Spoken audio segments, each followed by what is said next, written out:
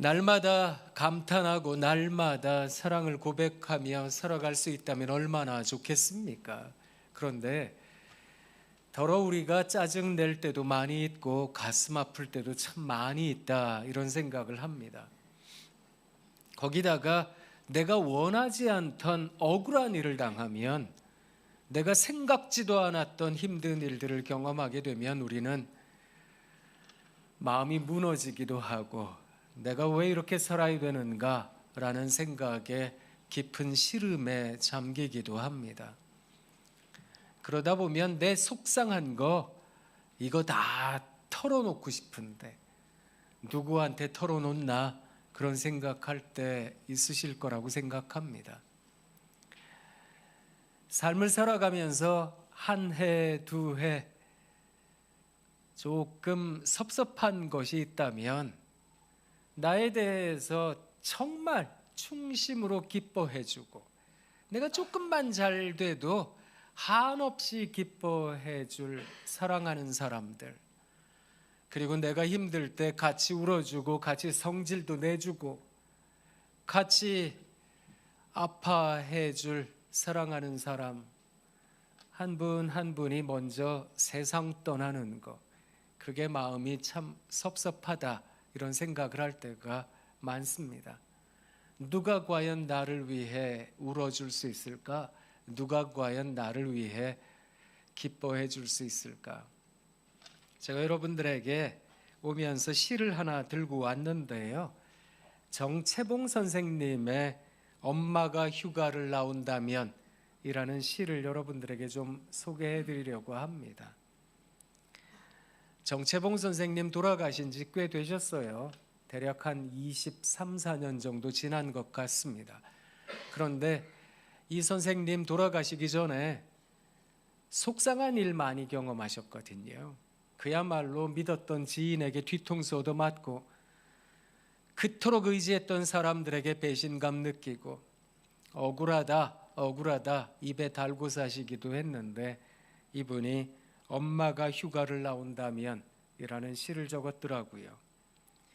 하늘나라에 가 계시는 엄마가 하루 휴가를 얻어오신다면, 아니 반나절 반시간도 안 된다면 단 5분, 그래 5분만 온데도 나는 원이 없겠다. 얼른 엄마 품속에 들어가 엄마와 눈맞춤을 하고 젖가슴을 만지고, 그리고 한 번만이라도 엄마 하고 소리내어 불러도 보고, 숨겨놓은 세상사 중 딱 한 가지, 억울했던 그 일을 일러 바치고 엉엉 울겠다. 시인이 이 정도의 시를 쓸 정도였으니까 그 마음은 오죽했을까, 이런 생각을 합니다. 그런데 때로 우리도 그런 마음으로 하나님 앞에 설 때가 참 많이 있는 것 같습니다. 하나님, 내 이 원통한 마음을 알아주실까? 하나님께서 내 섭섭한 이 마음을 씻어주실까? 내 마음 하나님 위로해 주실까? 그런 생각을 가지고 하나님 앞에 나올 때도 많고, 예배드리며 그저 하나님 내게 은혜 주시기를 구할 때도 많은 거 우리가 아닐까, 그런 생각을 해봅니다. 혹시 그런 마음으로 오늘 예배당 찾으셨어요? 그렇다면 오늘 우리들에게 주어진 이 하나님의 말씀이 우리 모두에게 큰 울림이 되길 원합니다. 바울과 실라가 전도 여행을 떠났습니다. 첫 번째 전도 여행을 갔을 때 구브로라는 섬을 지나서 이제 루스드라라는 지역을 통과하면서 이고니온이라는 안디옥에 이르러서 말씀을 전하기도 했는데, 그 여정이 참 험난했나 봅니다. 그러다 보니까 마가라고 하는 사람을 데리고 갔는데, 참 곱게 자란 이 마가라는 사람이 너무너무 힘들었나 봅니다. 그래서 중도에 포기하고 다시 예루살렘으로 돌아갔거든요. 그래서 두 번째 전도 여행을 갈 때 마가의 생질, 바나바의 생질이었던 마가라고 하니까 마가에게는 어쩌면 삼촌과도 같은 인물이 아니었을까? 그 바나바와 바울 사이에 큰 충돌이 일어났습니다. 바나바는 사실 마가를 데리고 가고 싶었는데 바울은 중도에 포기한 자를 데리고 갈 수가 없다. 밤빌리아에서 우리를 괴롭게 한 사람 아니냐? 이래가지고 데리고 가길 꺼려했습니다. 두 사람이 다퉜거든요. 그래서 바나바는 마가를 데리고 다른 지역으로 가고 바울과 실라는 마케도니아 지역으로 두 번째 전도 여행을 떠났습니다. 두 번째 전도 여행을 떠나서 마게도냐 지방으로 배 타고 들어갔는데 가서 만난 첫 번째 도시가 바로 빌립보라는 도시였습니다. 이 빌립보라는 도시는 저기 지도에서 보셔서 아시겠습니다만 터키라는 나라가 있는데 저 터키의 오른쪽 아랫부분이 예루살렘이 있는 곳입니다. 예루살렘에서 북쪽으로 올라가서 현재 투르크 지역에서 저 터키 서쪽 끝까지 가자면 대략 3,000km나 되는 겁니다. 그 먼 거리를 바울이 어떻게 이동했을까? 아마 걸어서 낙타 타고 말 타고 가지 않았을까? 그렇게 유추할 수 있는 겁니다. 그러다가 빌립보 지역으로 들어가게 되었는데 저 빌립보라는 지역이 마케도니아, 오늘날의 그리스 지역입니다. 그런데 저 지역이 아주 중요한 지역입니다. 세계사적으로 왜 중요한가 하면 바로 저 지역에서 헬라 문명이 발전했기 때문입니다. 우리가 그것을 일컬어 헬레니즘이라고 표현할 정도입니다. 헬라 대문명이 발전을 했던 아주 중요한 이유 가운데 하나가 언어에 있었습니다. 헬라어. 이 헬라어가 사람이 가지고 있는 생각을 아주 정확하고 구체적으로 표현할 줄 아는 언어였거든요. 왜냐하면 워낙 수려한 단어들이 많았고 자기의 심정을 표현하는 표현들이 많았기 때문에 이 헬라어가 참 대단한 언어다, 이런 평가를 받았던 겁니다. 언어가 그렇게 발달하다 보니까 아주 자연스럽게 문학과 철학이 발전을 했습니다. 우리가 잘 아는 헬레니즘 문명 시대의 철학자, 그들은 소크라테스, 아리스토텔레스, 플라톤, 이런 사람들이 헬레니즘 문명의 철학을 발전시켰던 겁니다. 이런 사람들이 활동했던 지역, 그 지역으로 이제 배 타고 건너가서 복음을 전하기로 했던 겁니다. 근데 이 헬라 대제국이 영원할 것 같았는데 그만 이탈리아 반도에서 출현했던 로마 제국에 의해 무너집니다. 사실 마케도니아 지역은 로마 제국의 식민지였는데 그런데 로마 제국의 사람들은 이탈리아 반도의 형제들이라는 칭호를 마케도니아 사람들에게 주었습니다. 왜냐하면 그토록 좋은 언어, 그토록 좋은 문화를 가지고 있으니까. 여러분, 문학과 철학이 발전하니까 어떤 부수적인 현상들이 나타났는가 하면 말로 누군가를 설득을 잘하다 보니까 세상에 상업이 굉장히 발전을 하고, 상업이 발전하다 보니까 아주 자연스럽게 돈이 모이게 되었고, 돈이 모이다 보니까 부강한 나라가 되니까 전쟁 물자를 여기저기에서 다 수입할 수 있으니까 과학 문명이 발전하게 되었던 겁니다. 이 대단한 문명을 로마 사람들은 배우고 싶어 했습니다. 그래서 이탈리아 반도의 형제들이라고 부르면서 그들에게 로마 시민권을 줬던 겁니다. 로마 사람들과 동등한 자격을 갖게 했던 겁니다. 그러다 보니까 이 빌립보 지역에 있는 사람들이 얼마나 잘 살았던지, 게다가 로마 제국을 일으키느라고 혁혁한 공을 세웠던 퇴역 장군들이 그 빌립보에 가서 살고 싶어 했습니다.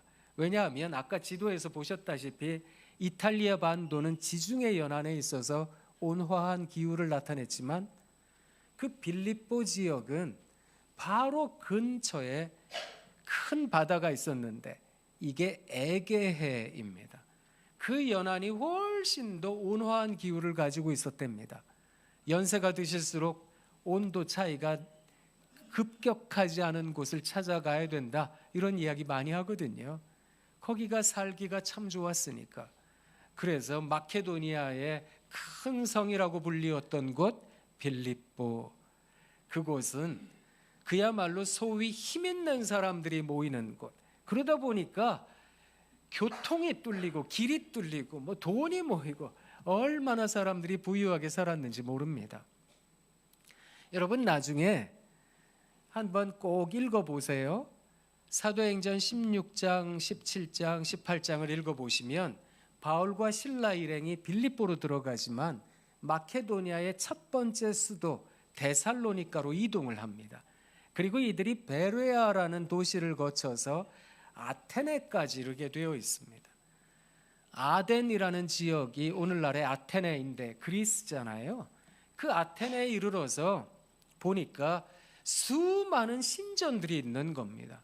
그 신전들을 보면서 바울이 답답했었던가 봅니다. 그런데 유독 눈에 띈 분향단 하나가 있었습니다. 그게 뭔가 하면 알지 못하는 신에게라는 분향단이 있었던 겁니다. 거기에다 대고 아하, 좋은 아이디어가 있다라고 착안을 했던 이 바울이 아레오바고라고 하는 언덕에 올라가서 사람들 앞에서 복음을 전했습니다. 여러분, 수많은 신들을 섬기고 있는데 보니까 여러 신전들 중에 알지 못하는 신에게라는 분향단이 있더이다. 내가 여러분들에게 여러분 알지 못하는 하나님 증거하겠습니다. 하나님을 전했습니다. 유일하신 전지전능하신 하나님을 전하면서 그 하나님께서 이 땅에 보내신 예수 그리스도, 길이요 진리요 생명 되신 그 예수를 전했던 겁니다. 여러분 생각해 보세요. 저 지역이 바로 그리스 로마 문화권입니다. 그리스 로마 문화권이라고 하면 우리 머릿속에 제일 먼저 떠오르는 것 하나가 바로 신화입니다. 수많은 신들이 있는 지역에 가가지고 예수 그리스도께서 길이요 진리요 생명입니다, 이것을 전했던 겁니다. 그걸 빌립보에 가서 전했던 겁니다. 빌립보에 가서 바울과 실라 일행이 만났던 첫 사람은 루디아라는 여종이었습니다. 이 여성이 얼마나 좋은 사람이었는지, 그는 두아디라 성 출신의 자주색 옷감 장수였습니다. 복음을 전했더니 그와 그의 온 가족이 세례를 받고 그리스도인 되었습니다. 길을 가다가 귀신 들려서 점치던 여종, 그 여종의 행색이 불쌍해 보이니까 예수의 이름으로 고쳐준 겁니다.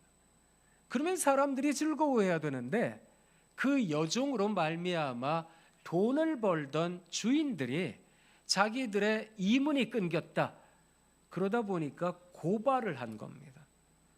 관청에 있는 사람들이 바울과 실라를 끌고 가서 심하게 매질을 했습니다. 그리고 감옥에다가 가뒀습니다. 그게 빌립보 감옥입니다. 그 감옥에 있었던 내용이 사도행전 16장에 나오는 내용인데 우리가 읽은 본문에 있는 말씀입니다. 심하게 두드려 맞았던 바울과 실라였지만 그 밤에 전심으로 기도하고 찬송했습니다. 그랬더니 세상에 옥문이 활짝 열렸습니다. 뒤늦게 그 사실을 알게 된 간수가 죄수들이 다 도망갔겠다 싶으니까, 이게 뒷감당이 안 된다 싶으니까 칼을 빼들고 자결을 하려고 했습니다. 그때 옥 안에 있던 바울이 크게 소리를 칩니다. 우리가 다 여기 있으니까 당신 몸 해하지 마십시오. 간수가 얼마나 고마웠던지 그 길로 바울과 실라 선생님을 모시고 자기 집으로 갔습니다. 우리가 어떻게 해야 구원을 얻겠습니까? 바울이 담대하게 외쳤습니다. 주 예수를 믿으셔야 됩니다. 그리하면 당신과 당신 집이 구원을 얻게 될 겁니다. 간수가 그 길로 바울과 실라의 맞은 데를 씻어주고 세례를 받았습니다. 그리고 음식을 공개해 줬던 겁니다. 여러분, 이게 빌립보 교회의 태동입니다. 그래서 나중에 사도행전 16장을 찬찬히 보시면 빌립보 교회가 어떻게 생겨났나 그걸 아마 아실 겁니다. 빌립보 교회 초대 성도들, 누가 설립 멤버였는가?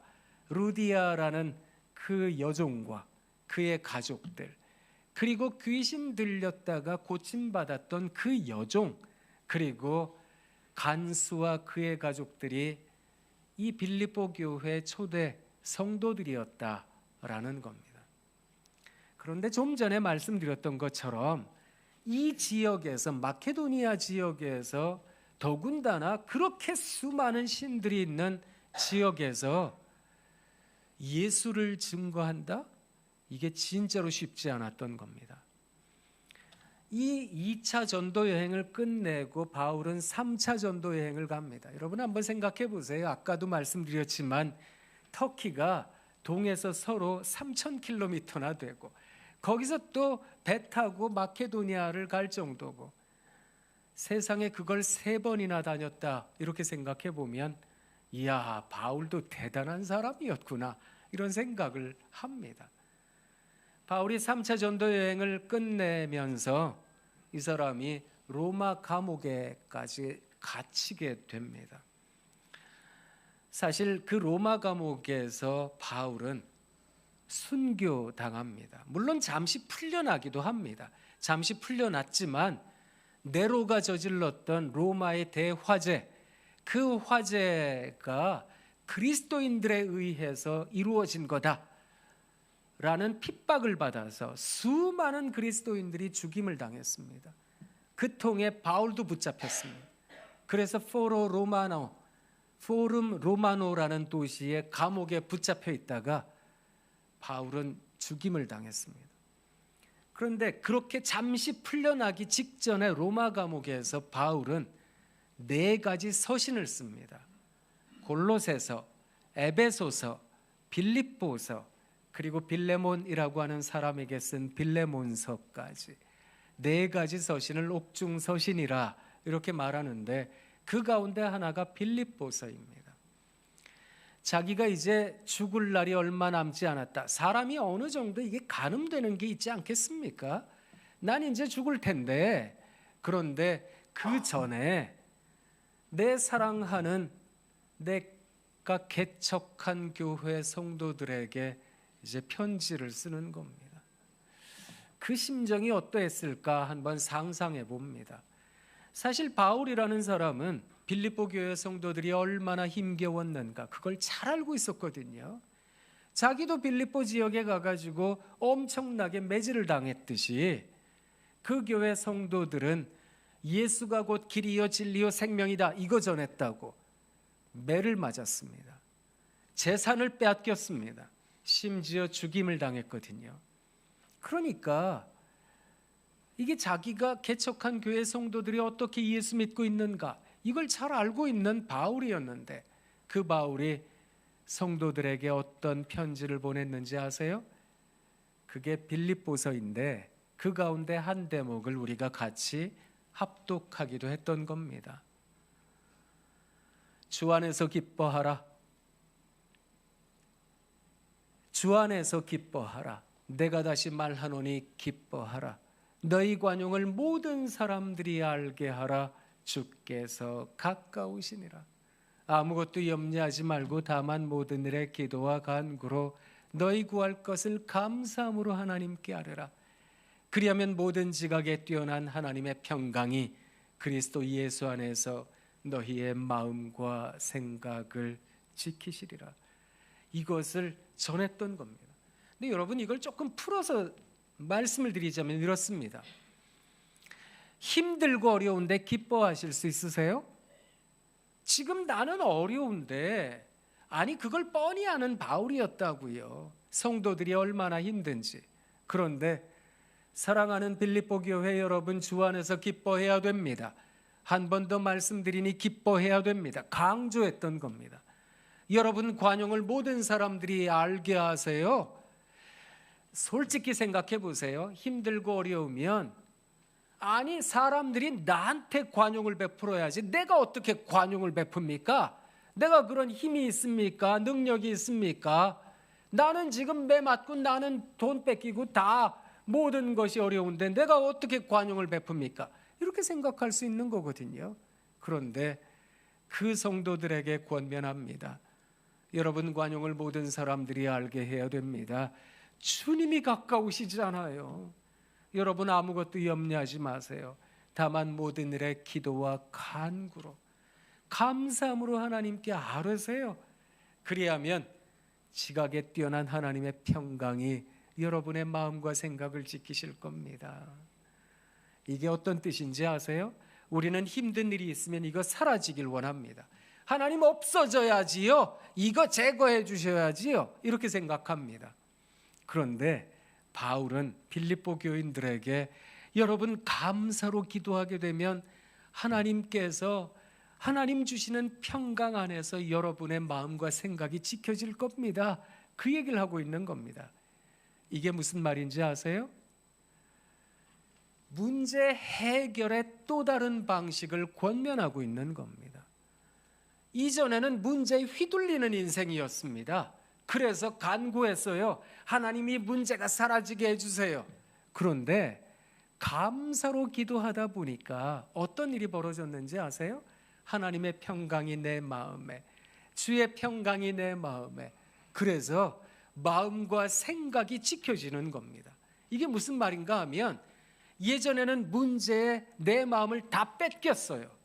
그냥 그 문제에 끌려다니는 인생이었던 겁니다. 그런데 이제는 그 문제요, 이거 괜찮아요. 하나님께서 살아계시는데요. 하나님이 잘해 주실 텐데요. 내 생각이 지켜지는 겁니다. 내가 그 문제를 다루어 갈 줄 알게 되었다라는 말입니다. 그 말은 문제의 해결과 다를 바 없는 거 아니겠습니까? 그것을 믿음이라고 하는 겁니다. 그 믿음을 지금 빌립보 교인들에게 권면하고 있는 겁니다. 성도 여러분, 주 안에서 기뻐해야 됩니다. 여러분 관용을 사람들이 알게 해야 됩니다. 주님 가깝잖아요. 주님을 생각할 줄 아는 사람들은 날마다 감사합니다. 기도를 감사로 채우더라고요. 그러면 어떤 일이 벌어지는지 아세요? 하나님께서 여러분 마음과 생각을 지키세요. 믿음을 주세요. 그것을 권면하고 있는 겁니다. 믿음이 없이는 하나님을 기쁘시게 하지 못하나니 하나님께 나아가는 자는 반드시 그가 계신 것과 또한 그가 자기를 찾는 자들에게 상 주시는 이심을 믿어야 할지니라. 히브리서 11장 6절 말씀을 화면에 올려드릴 테니까 우리 같이 한번 읽어보도록 하겠습니다. 믿음이 없이는 하나님을 기쁘시게 하지 못하나니 하나님께 나아가는 자는 반드시 그가 계신 것과 또한 그가 자기를 찾는 자들에게 상 주시는 이심을 믿어야 할지니라. 저 말씀이 무엇을 말하는가 하면 하나님께 나아가는 자는 반드시 그가 계신 것, 우리 하나님 살아계셔, 하나님께서 역사하실 거야, 그거 믿으셔야 된다는 겁니다. 그리고 두 번째, 그가 자기를 찾는 자들에게 상 주시는 이시다. 여기서 말하는 상은 어떤 표창장이나 뭐 1등, 2등 상 이런 프라이즈를 이야기하는 게 아닙니다. 우리 하나님께서 보상해 주실 거라는 겁니다. 갚아 주실 거라는 겁니다. 답답한 거 하나님께서 시원하게 하시고 억울한 거 하나님께서 다 풀어주시고 우리 하나님께서 반드시 그렇게 이끌어 주실 것이다. 그것을 단순하게 믿어내시라는 겁니다. 그게 우리 하나님을 기쁘시게 하는 거랍니다. 그래서 그 믿음을 갖는 겁니다. 아주 단순하기까지 한 그 믿음 말입니다. 우리 하나님 좋은 하나님이셔. 반드시 잘해 주실 거야. 우리 예수님 좋은 예수님이셔. 선한 목자시거든. 그 선한 목자가 우리를 이끌어 주실 거야. 찬양대가 그것을 우리들에게 깨우쳐 주셨던 겁니다.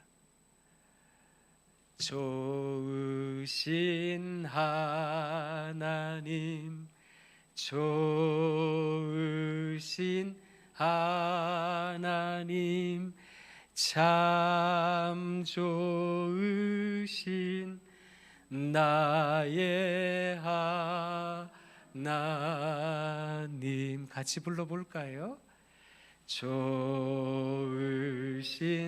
하나님, 좋으신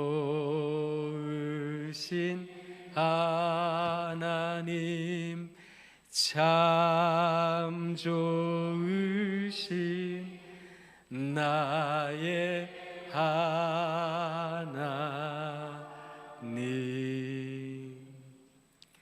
수어로도 찬양을 해보았던 건데요, 우리 하나님이라고 하는 표현을 수어로 굉장히 뜻깊게 표현하더라고요. 이게 우주래요. 우주를 운행하시는 최고, 이게 하나님이랍니다. 그리고 좋다라고 하는 말이, 이게 복코이잖아요. 주먹을 코에다 갖다 대면 코가 커 보이잖아요. 이게 좋다라는 뜻이래요. 참으로, 참되다, 진실, 칼을 만들어서 자기 턱에다가 딱 갖다 대는 거래요. 그래서 좋으신 하나님 찬양을 그렇게 하시더라고요. 한 번만 더 불러볼까요? 좋으신 하나님, 좋으신 하나님, 참 좋으신 나의 하나님. 우리 하나님 좋은 하나님이셔. 우리 예수님 좋은 분이셔. 선한 목자시거든. 우리 성령님 날마다 우리를 위하여 말할 수 없는 탄식으로 간구하시는 좋은 하나님이셔. 그것에 대하여 믿음을 잃어버리지 않는 겁니다. 하나님 반드시 살아계시니까 반드시 잘해 주실 거야. 그 믿음으로 살아가는 겁니다. 억울한데, 힘든데, 그래도 우와, 이야, 사랑합니다, 사랑합니다, 그러고 살아가 보는 겁니다.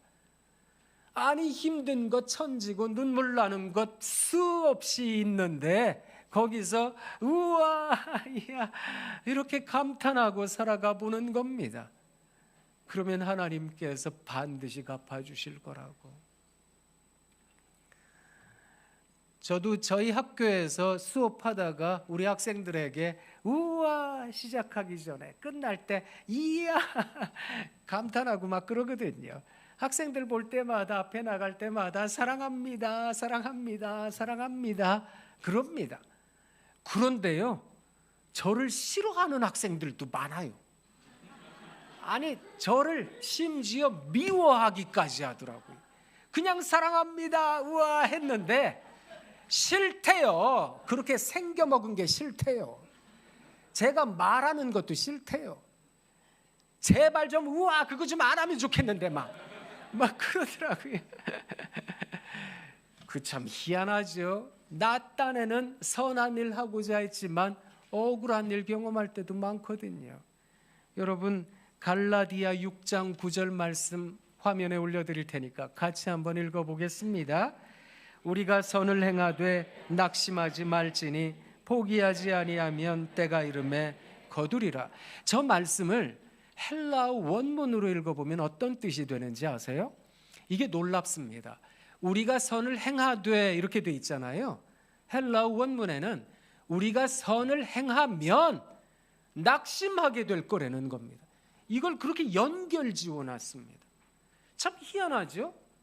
어렵고 힘든 일이 사라져야 되잖아요. 선한 일을 하는데 복 받아야 되잖아요. 우리에게 공식이 있거든요. 권선징악. 아니, 착한 사람 복 받고 나쁜 사람 벌 받아야지요. 이게 공식이잖아요. 그런데 그 공식이 무너지더라는 겁니다. 바울이 그걸 알았거든요. 갈라디아서도 바울이 썼습니다. 바울이 1차, 2차, 3차 전도 여행 떠나면서 교회를 세우고 복음을 전하고 열심히 살았는데 이 사람이요 끌려가서 맞을 때가 많았어요. 죽음에 이를 때도 많았어요. 풍랑을 만날 때도 있었고요.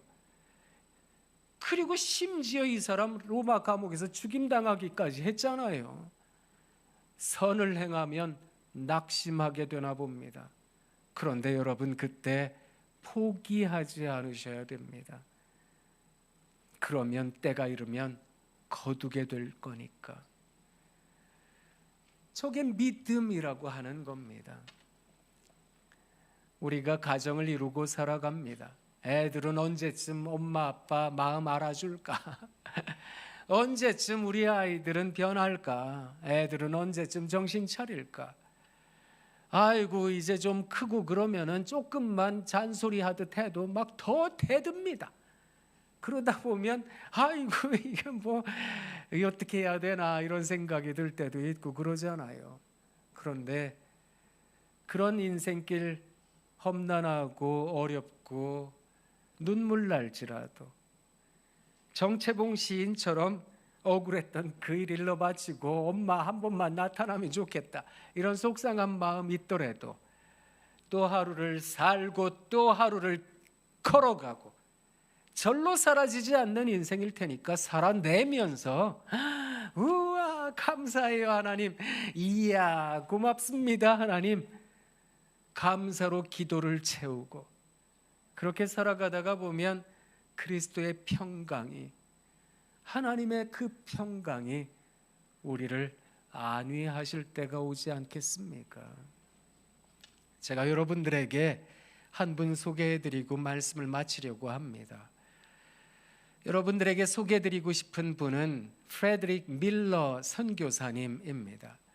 이 프레드릭 밀러 선교사님은 한국 명으로는 민로아라는 이름을 가지고 있는 분입니다. 이분이 한국 교회사에서 굉장히 중요한 인물 가운데 한 분인데, 왜 그런가 하면 이분이 1866년생이세요. 그런데 1892년에, 그러니까 만 26살의 젊은 청년의 나이에 아내 안나 밀러와 함께 조선 땅을 밟았습니다. 조선에 들어온 이 프레드릭 밀러 선교사님께서 경신학당, 그러니까 이분이 들어왔을 때는 예수교 학당이라고 불렸는데 그 경신학당에서 복음을 가르쳤습니다. 그때 제자 가운데 한 사람이 도산 안창호가 거기 있기도 했습니다. 근데 이분이 그 외 저쪽 광화문 옆에 가면 혹시 보신 적 있으세요? 세문안교회라고 있는데 그 교회를 설립한 선교사님들 가운데 한 분이기도 합니다.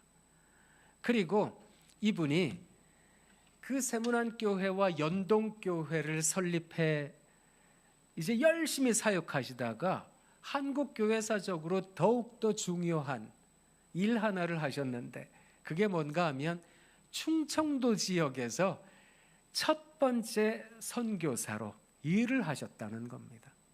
근데 이분이 얼마나 헌신되이 사역을 하셨는가 하면, 여러분 천안이나 청주 가시잖아요.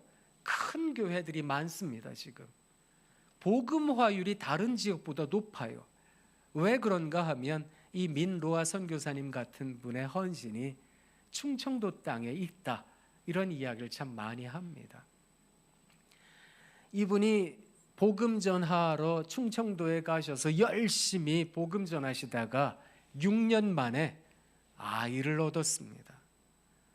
그런데 이 아이가 풍토병을 견디질 못했습니다. 태어난 지 8개월 만에 풍토병으로 죽었습니다. 가슴 아파하는 이들 부부를 위해서 하나님께서 3년 만에 또 아이를 주셨습니다. 그런데 10달 동안 엄마 뱃속에서 건강하게 있던 애가 태어나면서 뭐가 잘못됐는지 그 다음 날 죽었습니다. 두 아이를 하나님 품으로 보내고 나서 사모님이 이게 출산 후에 제대로 몸 관리를 못 하셨나 봅니다. 시름시름 앓다가 사모님이 1년 만에 돌아가셨습니다. 다 양화진에다가 묻고 충청도 지역으로 다시 돌아와서 열심히 복음을 전했던 민로아 선교사님, 예수가 복입니다. 예수님께서 잘해 주실 겁니다. 사람들이 욕을 했답니다. 비아냥거렸답니다. 당신이 믿는 예수가 도대체 누구요? 당신이 믿는 예수가 도대체 어떤 사람이길래 당신은 왜 애들 다 죽고 자기 부인도 죽고 왜 그렇게 복 준다며? 그런데 왜 그렇게 화를 경험하는 거요? 당신이 믿는 예수가 누구요? 이분이 내가 믿는 예수요? 내가 믿는 예수요? 우는 자의 위로가 됩니다. 내가 믿는 예수요? 죽은 자의 부활이 되고요. 천한 자의 높음이 되고요. 붙잡힌 자의 노임이 되는 분이세요. 내가 믿는 예수 그런 분입니다. 오히려 더 담대하게 예수를 전했습니다. 이게 이분이 적은 찬송시입니다.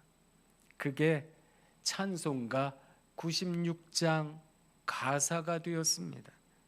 거기 보시면 1절에 예수 누구신고 하니 우는 자의 위로와 빈한 자, 가난한 자의 풍성이며 천한 자의 높음이며 잡힌 자의 노임이 되고 우리 기쁨이 되신다고. 그런 하나님이라고, 그런 예수님이라고 이분 증거하며 사셨거든요. 사실 그 증거에 복음의 씨앗들이 자라서 충청도 지역의 복음화율이 얼마나 높은지, 어떻게 보면 우리가 살아가는 인생에 당하게 되는 아픔이 있을 거라고 생각합니다. 그런데 그 아픔에도 우와, 이야, 우리 하나님 살아계세요. 예수님 반드시 갚아주실 겁니다. 믿음으로 주님을, 하나님을 기쁘시게 하고 선한 일을 하지만 어려운 일 당하고 있기도 하고 그런 일들이 당연한 것일 수도 있겠지만 때가 이르게 되면 우리 하나님 거두게 하실 텐데 그 믿음을 가지고 그 단순한 신앙을 가지고 또 하루를 살고 또 하루를 견뎌내시는 우리 높은 뜻 파주교회 신앙 가족들 다 되시길 부탁드립니다. 무거운 말씀 드려서 죄송한데요, 이게 사실 무거운 것으로 나타나는 게 아니라 굉장히 가벼운 것으로 나타납니다. 자, 이제 앞뒤 옆에 있는 분들 바라보면서 한번 감탄이라는 걸 해보도록 하겠습니다. 우와, 이야, 우와. 아유, 우와 하고 사니까 저 사람은 걱정 근심 없나 봐. 아유, 저 사람은 뭔가 다 잘 되나 봐. 돈도 많고 여유도 있고 그런가 봐. 그렇게 생각되세요? 그런데 그리스도인들의 우와 사랑합니다 라는 표현은 믿음의 고백입니다. 우리 하나님 기쁘시게 할게요. 기도와 간구를 그렇게 채워나갈게요. 그게 신앙 고백이라는 겁니다. 그렇게 살아내시는 여러분 되시길 부탁드립니다. 아버지 하나님 참 고맙습니다. 사랑하는 높은 뜻 파주교회 신앙 가족들과 함께 하나님 말씀 속에 담긴